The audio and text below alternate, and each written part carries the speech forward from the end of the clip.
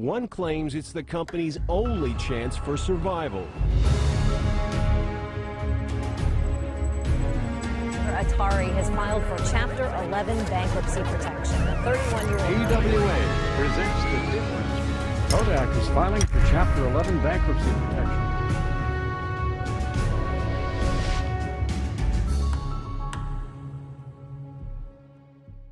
What's up, guys? My name is Jake, and welcome to the 25th episode of Bankrupt. For over 65 years, Eastern Airlines had grown from a humble mail carrier to a massive mainstream airline in the United States, providing international service with a fleet of hundreds of aircraft. It was an innovative and forward-thinking company, being the launch customer for various state-of-the-art airplanes. But it was also one plagued with crushing financial pressure. One which would cease operations by the early 90s. So let's take a deeper look into this once iconic brand and find out why it ultimately declared bankruptcy.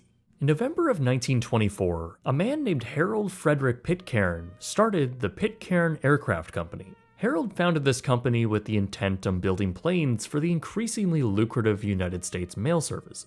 His company would develop various models of mailing aircraft, most of which were small piston-engine biplanes that sold decently well, notably the PA-5 mail wing. The company had also grown into flying the mail themselves, and this presented a great opportunity to investors, one of which was a Canadian financier who personally bought the corporation and proceeded to turn around and sell it to another private party, the North American Aviation Company. They would continue and amp up the mail service operations, and rename the brand to Eastern Air Transport, named after the region the carrier had been serving. They would continue to fly mail under government contracts through the early 1930s. However, after the 1934 Airmail Act, which saw the majority of private carriers have their contracts revoked, the company had to pivot. General Motors would purchase the corporation and rename it to Eastern Airlines, now focusing primarily on passenger service. And that service reached pretty far, flying the Douglas DC-2 and DC-3 to major cities like New York, Miami, and Houston. General Motors would only own the company for a brief period though, as they would ultimately sell it to a man named Eddie Rickenbacker. Eddie was a fighter pilot in World War I, a literal flying ace who also held the Medal of Honor. Not only was he a successful and well-regarded war veteran, but he was also a savvy businessman who had a passion for the growing aviation industry as well as motor vehicles. With those passions, he found himself as a ranking executive within the General Motors company, and he became involved in their aviation division, ultimately overseeing their ownership of Eastern. Eddie would later convince GM to divest their stake in the company to him, as he would purchase Eastern in 1938 for $3.5 million, or around $77 million today. Eddie would make himself the president of this now independent company, and he would push for major growth. Eastern Airlines would grow their fleet of DC-3s by quite a high margin, branding them as the Great Silver Fleet. After World War II, the company continued to flourish, capitalizing on the growing demand for air travel, while also investing in new aircraft types that could fly further and hold more passengers. Eastern Airlines would begin flying the Martin 404, the DC-6 and 7, as well as the Lockheed Constellation. To expand their routes even further, they would purchase Colonial Airlines and provide international service flying to Mexico, Bermuda, and Canada. This massive expansion of both their fleet and routes put the airline in a dominant, almost monopolistic position on the East Coast, as they became the most profitable airline in the entire country. By the late 1950s, the industry was evolving even further with the advent of jet-powered aircraft, but Eastern began lagging behind. It turns out that Rickenbacker wasn't all too interested in the future of jets, and was reluctant to purchase them.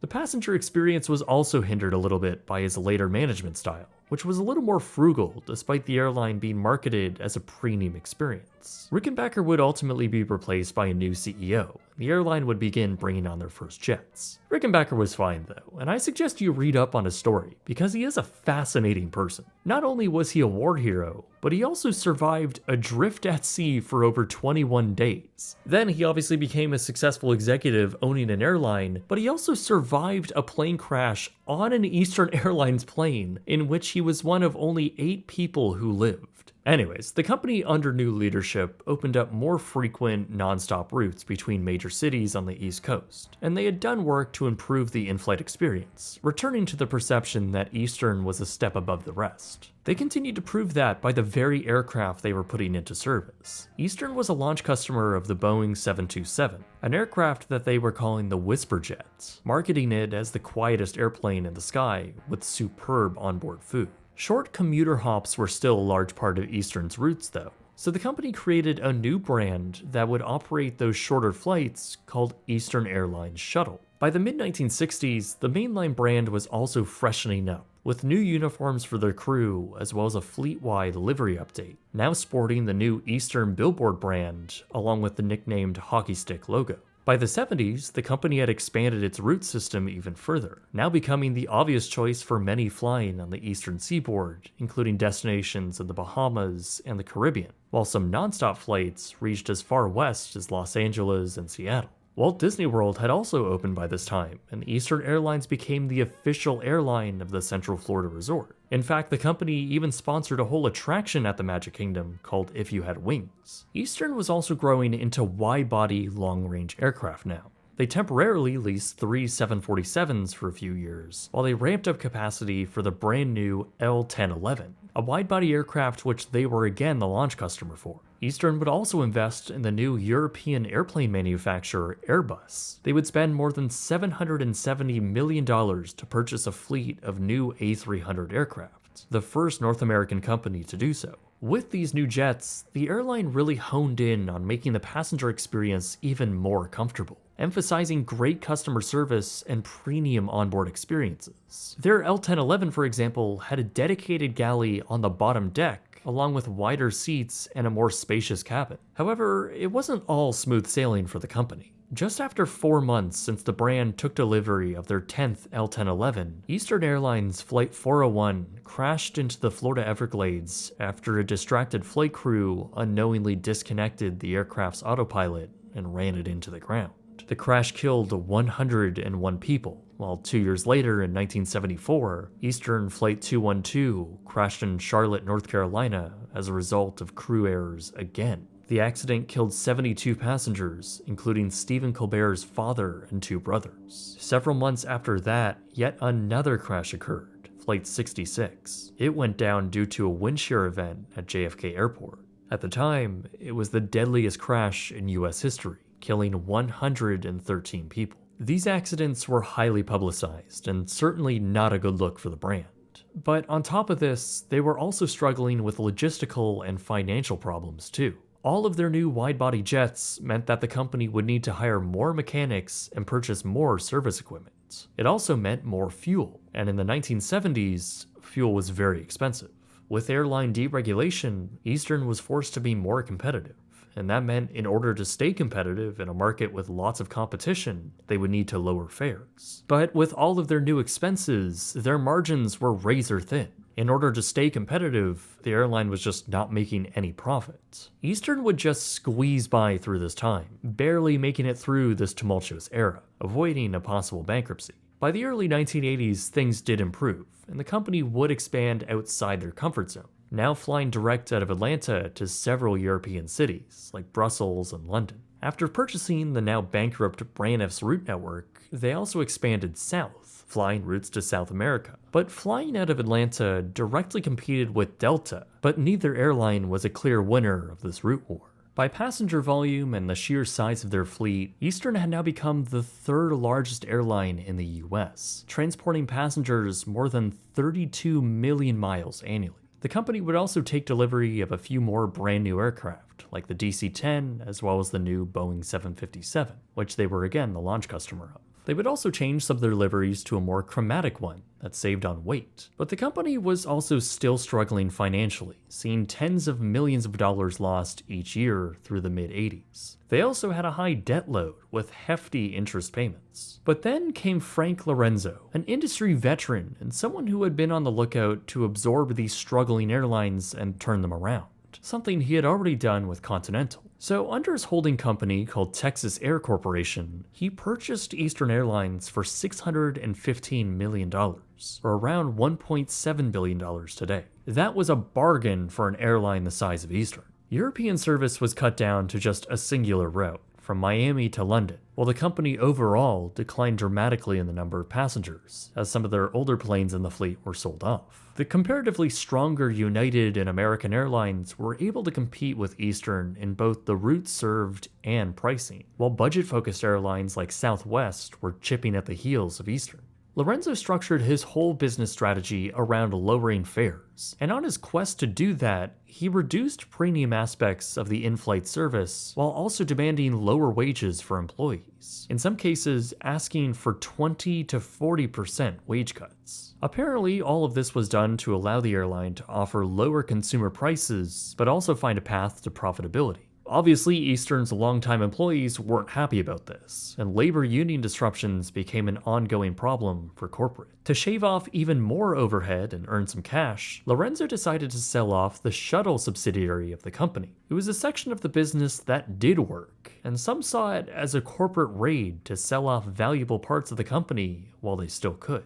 Regardless, he ended up selling this brand to Donald Trump, of all people, for $365 million. The company would be rebranded to Trump Shuttle, but would ultimately shut down in just under 3 years, never once making a profit. Eastern's mainline brand was likewise struggling to earn money as well. Press articles about their financial hardship and generally bad experiences aboard their aircraft were relentless, and in 1988, the Department of Transportation discovered multiple safety violations, imposing a nearly $10 million fine, the largest ever dealt to an airline at the time. Not only was the company losing customers to a poor brand perception and to stiff competition, but internally, the brand was struggling with keeping their employees happy, or even properly compensated. Many integral employee subsets had seen multiple pay reductions and poor treatment by management. Worse news yet for employees came later in 1988, as the company announced they would be laying off thousands of longtime workers. The company would often blame their hardships on labor, while employees would blame management. And it makes sense why, as many felt that once Lorenzo bought the corporation, their treatment had significantly declined. Corporate claimed that pay cuts were the only way to save the company, while union leaders prepared letters proposing that the company could cut costs in other areas of the business. Those letters went unanswered. 3 separate labor unions, the ground crews, flight attendants, and crucially pilots, all failed negotiations with management. This ultimately reached a boiling point and caused them to go on strike in early 1989, a massive disruption to the company's operations. The company by this point was operating basically on cash from ticket sales they had for future flights. But when flights were canceled and customers began asking for refunds, Eastern's very little liquid cash evaporated. In the final years of the 1980s, talks of bankruptcy seemed to have always been mentioned when talking about the battered airline. Despite all of the downsizing and even the elimination of many of their western routes, clearly it was just too late. Just days after the unions had gone on strike, on March 9th, 1989, Eastern Airlines had filed for Chapter 11 bankruptcy protection. Initially, there was hope that a buyer for the company could be found, but it soon became clear that that wouldn't happen. The company, after all, was in over $2.5 billion in debt, equivalent to a staggering $6.2 billion today. I mean, the company was in a deep, deep hole. But management and even union leaders all went on TV and stated very clearly that it was their intent and hope that Eastern could reemerge out of this bankruptcy and see a future beyond this mess. We are calling on every possible force in this country that has any conscience, including the flying public, to be sure that Frank Lorenzo and this atrocity that he has perpetrated does not succeed. This wasn't totally meritless though, as the company was bringing in some cash by selling parts of their operations. Eastern sold aircraft and gates at airports, while also using the money they got from selling their shuttle service. The company began returning passenger revenue flights by the end of that year, returning service to the East Coast as well as South America. By early 1990 though, Lorenzo had lost his grip on the company, and a new CEO was instituted by a bankruptcy judge to lead the company. Lorenzo had left the company with a $30 million golden parachute. Despite the airline still in bankruptcy protection and operating almost as normal, they still hadn't found a way to restructure their enormous debt, and the company was still losing money on day-to-day operations. Despite Lorenzo being ousted, he was still being blamed for the mess that they were in, both from the press and from many within the unions. The overall company had shrunk significantly, and Eastern had already lost another $850 million in just 1 year. To make matters even worse, fuel prices were once again soaring due to the Persian Gulf War, and their debt had sunk even deeper to over $3 billion, or around $6.6 billion today. I think it was obvious that the company wasn't going to emerge from their deeply troubled position, and with rising costs and no buyers coming in, Eastern Airlines had shut down at midnight on January 19th, 1991. All flights thereafter were canceled, and over 20,000 employees would lose their jobs. Delta and American Airlines vowed to honor some ticket holders for future Eastern flights, just as the companies signed papers for their Chapter 7 liquidation. With union tensions never resolved, a bankruptcy court began stripping the company for parts, in some cases quite literally. Auctions across the country would be held, selling everything from maintenance parts to entire aircraft. The remaining fleet was sold off here and there, while many were just retired and scrapped. The death of Eastern was profoundly sad for thousands of airline employees, not only because they had worked there for decades, but also because they were entering the new world of the airline industry, one that was a lot worse off. Many who lost their jobs had a hard time finding work, and those who did choose to work in the industry again found that wages had been significantly reduced. Again, this is all while executives took home millions as they exited the failed company. Even Eastern's attraction at Walt Disney World's Magic Kingdom had closed. It did so just before they declared bankruptcy, and it switched to a Delta-sponsored attraction called Delta Dream Flights. But that's not the end of the Eastern brand per se. While it did dissolve afterwards and everyone sort of forgot about it, in 2009, the intellectual property for the brand would be purchased by a company looking to restart the airline. Obviously, it was a completely new entity, but they did restart in 2015 with 6 737s that were on various small routes and charter flights. They flew these aircraft in the classic livery, which was cool. However, the company would cease operations after they were acquired in 2017. This new company would relaunch the airline again in 2018, now formatting it with long-haul aircraft like 6 767s and 9 777s. They would temporarily use the classic livery on their 767s until moving to a weird hybrid one, while their 777s would take on an entirely new livery with a completely new brand image associated. They would finally take to the skies with their inaugural flight in early 2020, perhaps the worst time to launch an airline.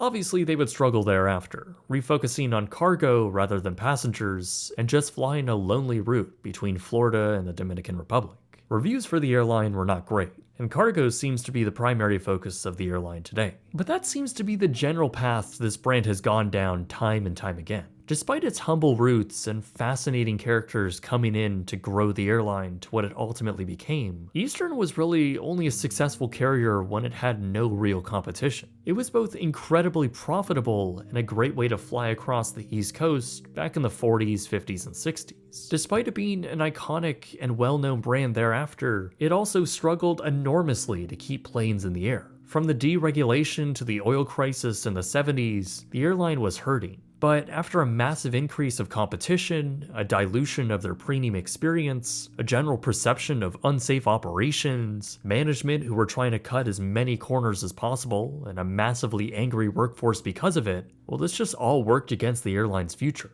Eastern stood no chance by the early 90s, and its bankruptcy seemed inevitable for years. Really, once Eastern was purchased by Lorenzo and his holding company, they changed the core operating structure of the business and split their efforts between Eastern and Continental. They fundamentally changed how the business was run, and they saddled Eastern with more debt and higher interest rates to go along with it. And there definitely weren't many within the corporation that liked how its future was being handled. So really, it's no wonder why it couldn't succeed. Even after being resurrected twice, it still couldn't survive long term. At the end of the day, this once massive and iconic brand ultimately fell from the sky, and as it turns out, it would never take off again.